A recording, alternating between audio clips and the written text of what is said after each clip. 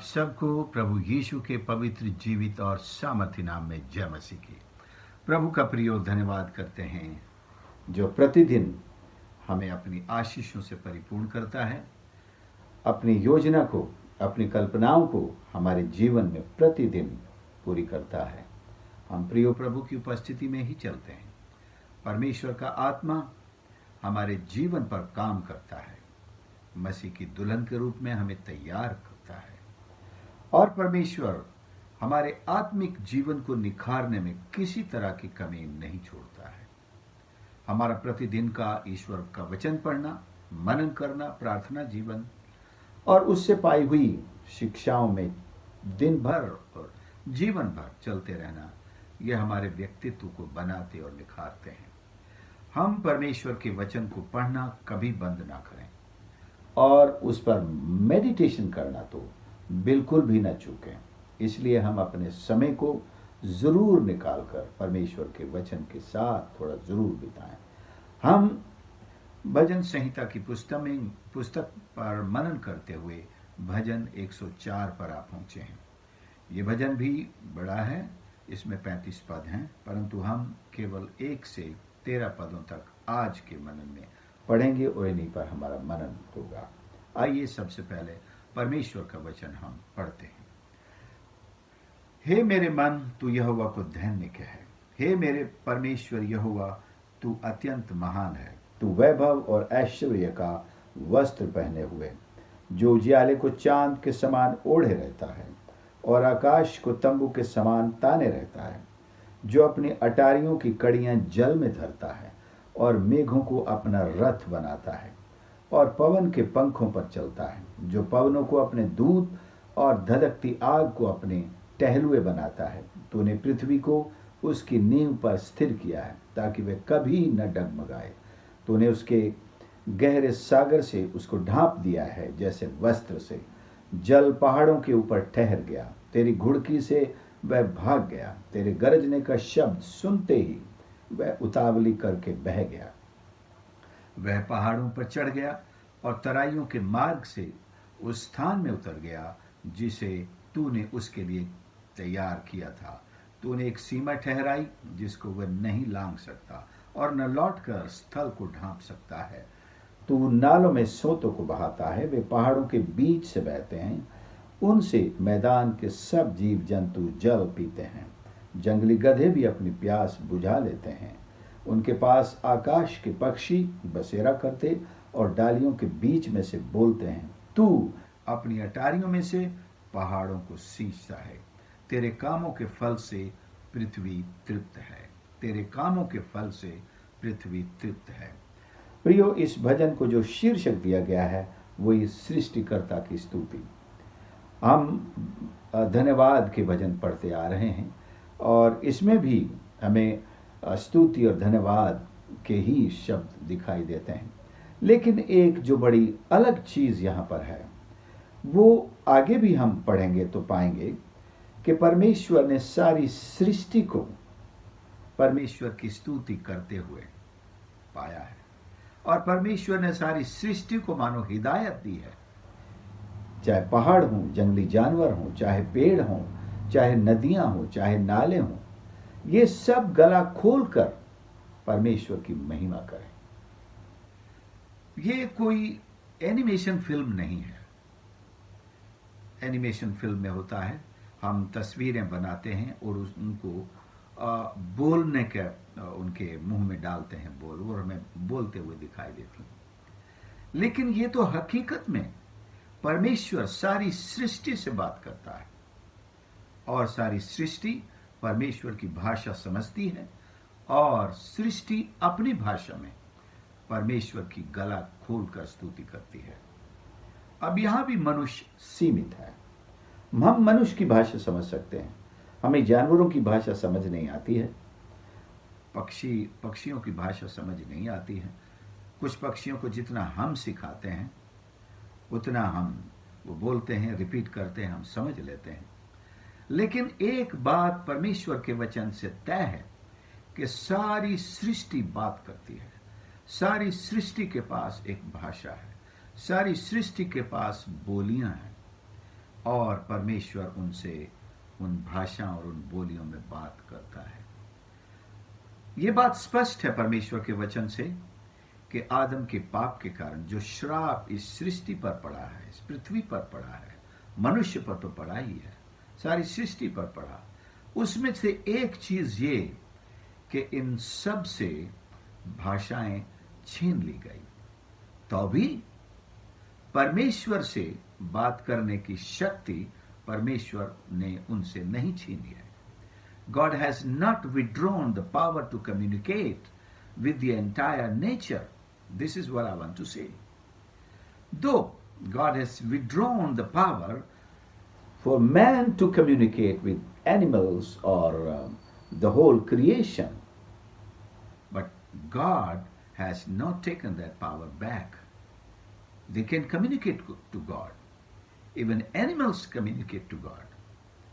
The whole creation, as we read specifically, the mountains, the rivers, the trees, and especially the cedar trees are given very much importance.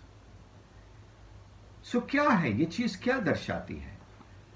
ये बताता है कि तुलना मनुष्य को जिस काम में सबसे आगे होना चाहिए था, ईश्वर की स्तुति में, भक्ति में, आराधना में, वो सारी सृष्टि से पीछे है।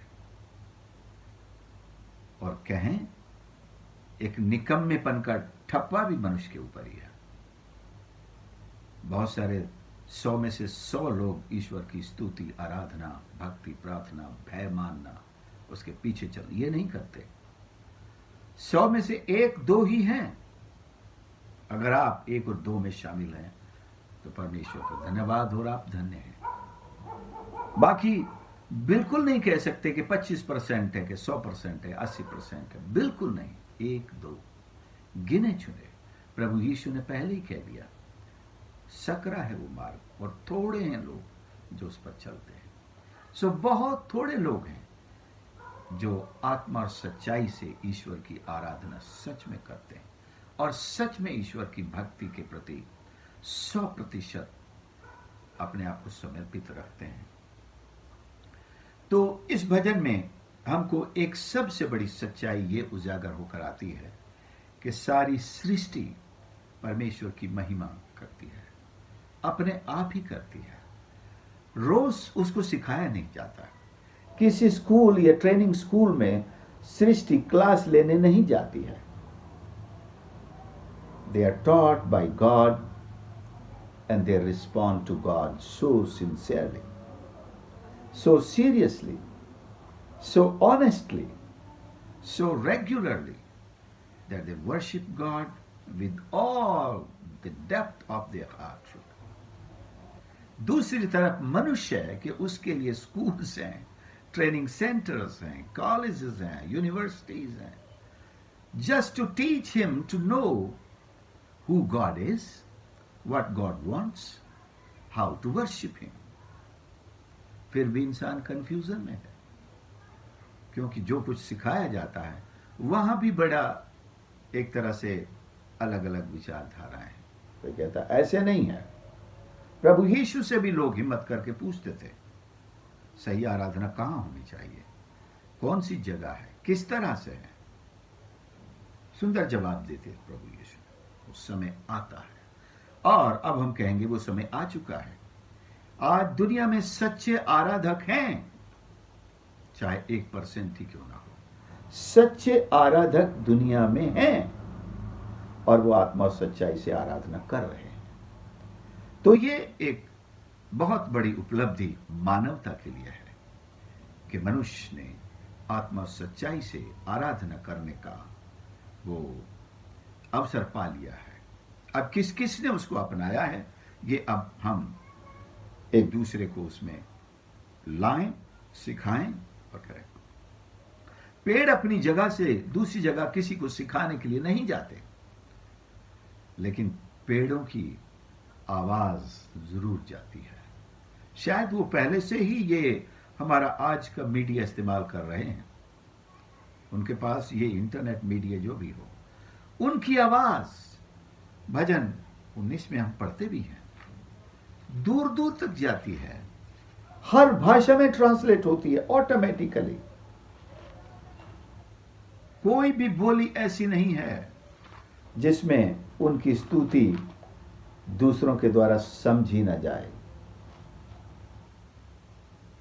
एक बार मैं देखना चाहता हूं वो पद। आकाश परमेश्वर की महिमा का वर्णन कर रहा है। आकाश का मतलब है जो कुछ भी आकाश में है। आकाश को कुछ लोग शून्य मानते हैं, एक उसका दूसरा नाम है शून्य। शून्य का मतलब है कि वहां कुछ नहीं है, लेकिन शून्य का यह अर्थ नहीं है कि वहां कुछ नहीं है। आकाश अपने आप में भरा हुआ है, परिपूर्ण है ऐसी हस्तियों से जो परमेश्वर को जानते हैं, और ऐसी हस्तियां भी हैं जो परमेश्वर के खिलाफ हैं, वो भी आकाश में ही है। परंतु आकाश मंडल उसकी हस्तकला को प्रकट करता है। परमेश्वर की हस्तकला हम सोचते हैं मनुष्य है, मनुष्य को तो हाथ से बनाया है, बाकी सबसे बोला बन जाए और बन गया। लेकिन हस्तकला या हाथ की कला आकाश में भी है, स्वर्ग में भी है, सारी सृष्टि में भी है। परमेश्वर के यह हाथ की कला है, प्रकट कर रहा है, दिन से दिन बातें करता है। यह है हमारा मीडिया क्या मुकाबला करेगा इसका, हमारा इंटरनेट इसका क्या मुकाबला करेगा। यह हजारों साल से आकाश बातें करता है, दिन से दिन बातें करता है। कोई ये ना उठ करके खड़ा हो कहे आज संभव हुआ है इंटरनेट के द्वारा। No, it has been there ever since the creation came into existence. The day has been talking to the day. The entire sky or heavens have a communication across the globe.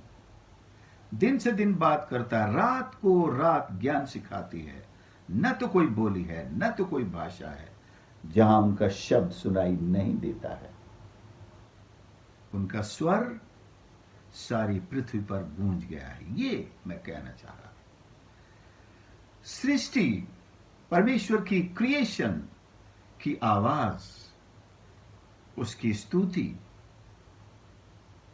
मेरे ख्याल से वो जैसे हम प्रार्थना में मांगते हैं, सृष्टि प्रार्थना करके मांगती नहीं है हमें ये दे दे, हमें ठंड का मौसम दे दे, गर्मी को बंद कर दे, अब बारिश भेज दे।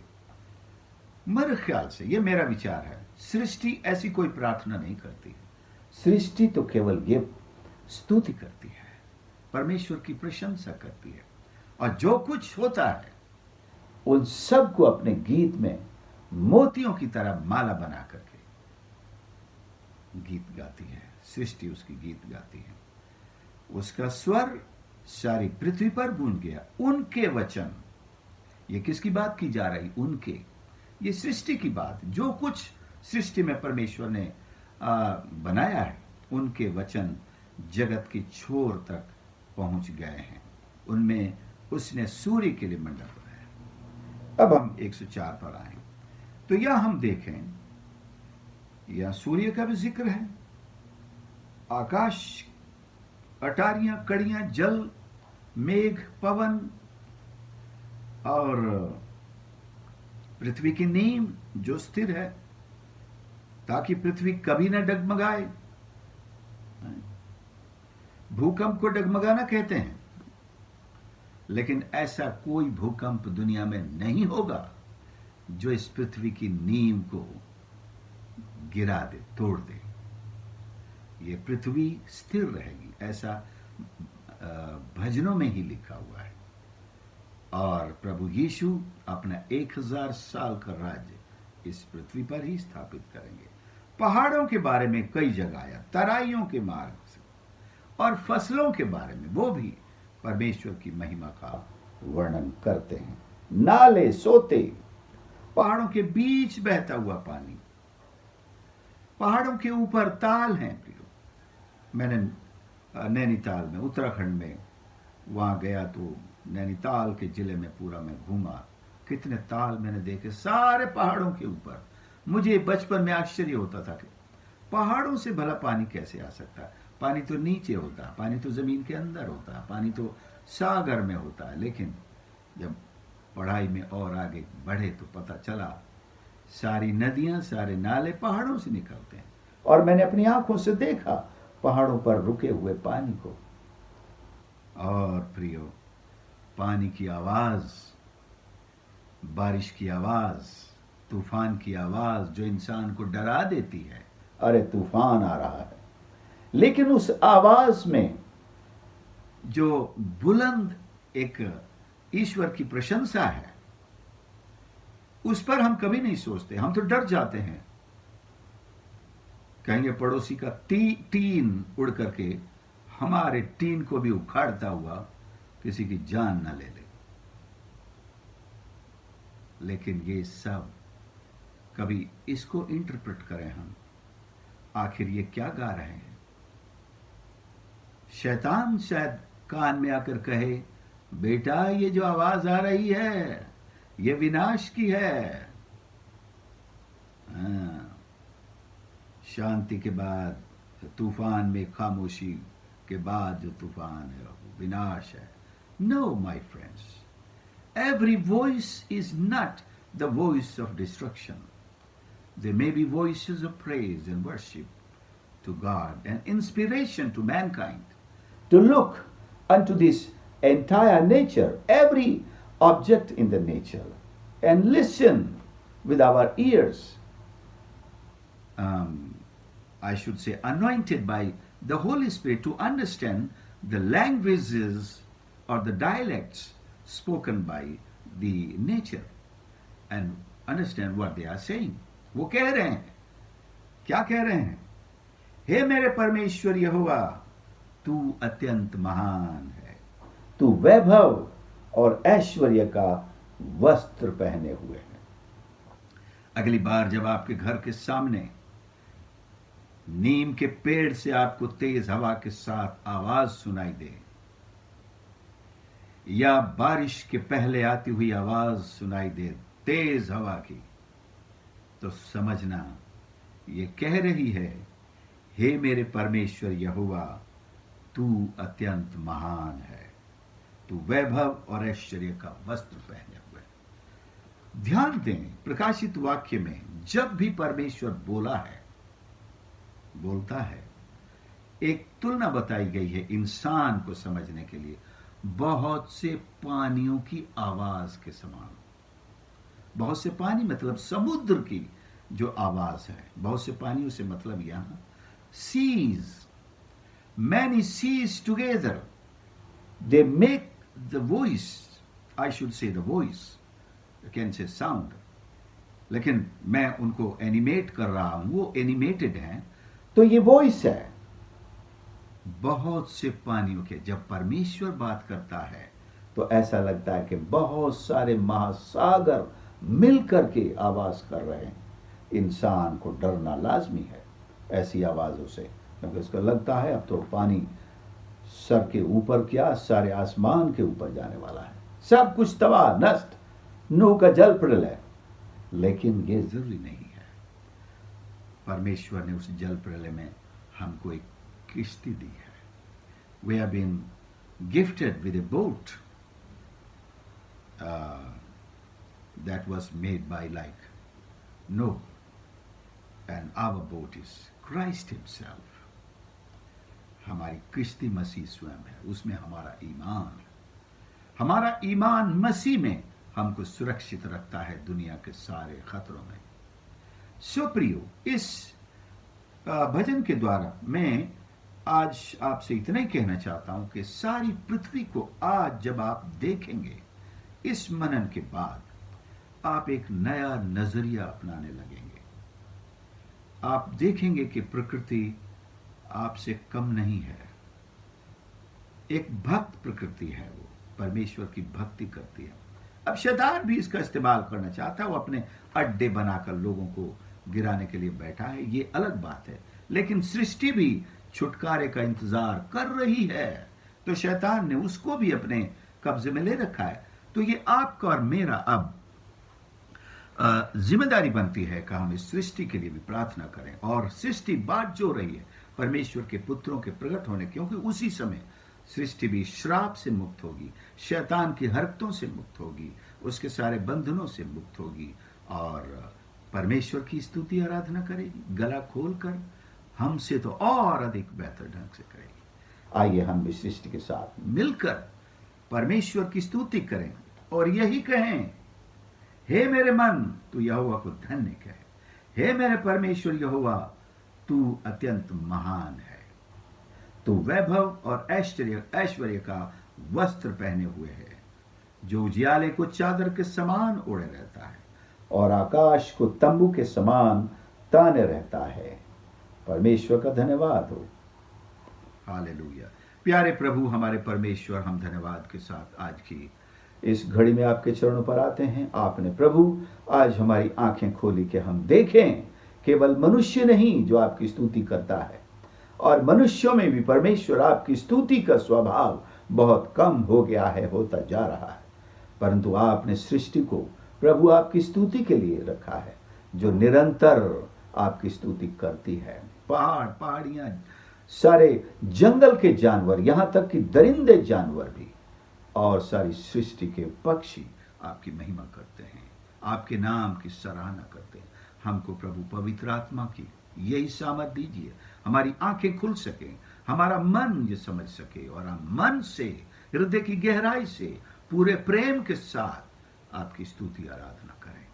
हमारी सहायता और मदद करें। इस मनन को सुनने वाले हर एक भाई बहन बच्चों के लिए प्रभु मेरी प्रार्थना है, वे आज से आपकी स्तुति, आपकी भक्ति करने में अपने आप को और ज्यादा दें।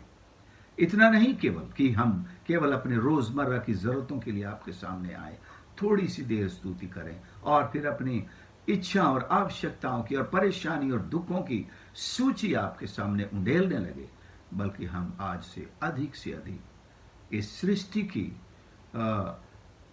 तुलना करते हुए प्रभु उसके समान आपकी स्तुति और आराधना करें। सबको आशीष कर उद्धारकर्ता प्रभु यीशु के नाम से प्रार्थना मांगते हैं, आमीन। हमारे परमेश्वर पिता का प्रेम, प्रभु यीशु मसीह का अनुग्रह, पवित्र आत्मा की संगति, सामर्थ और स्तुति का यह स्वभाव हम सब के साथ आज दिन भर और जीवन भर बना रहे।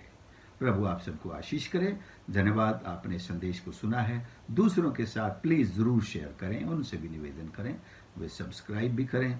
मैं चाहता हूं कि यह संदेश हिंदी समझने जानने वाले सब मसीह भाई बहनों तक पहुंचे और गैर मसीह भाई बहन भी जो ईश्वर की सच्चाई की खोज में है और सच्ची आराधना क्या होती है उसकी खोज में है, उनको भी परमेश्वर का ये ज्ञान प्राप्त हो।